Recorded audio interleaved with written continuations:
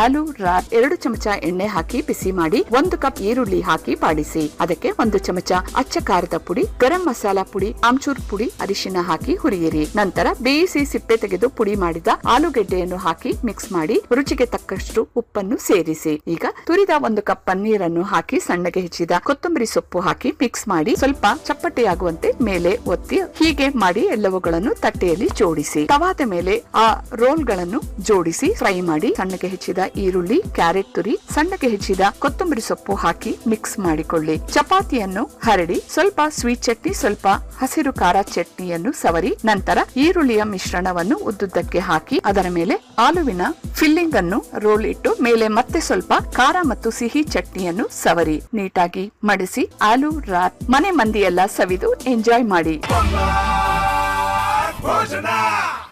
ನೋಡಿ ನಿಮ್ಮ ಸ್ಟಾರ್ ಸುವರ್ಣ ಹಾಗೂ ಜಿಯೋ ಹಾಟ್ ಸ್ಟಾರ್ ನಲ್ಲಿ ಮಾತ್ರ.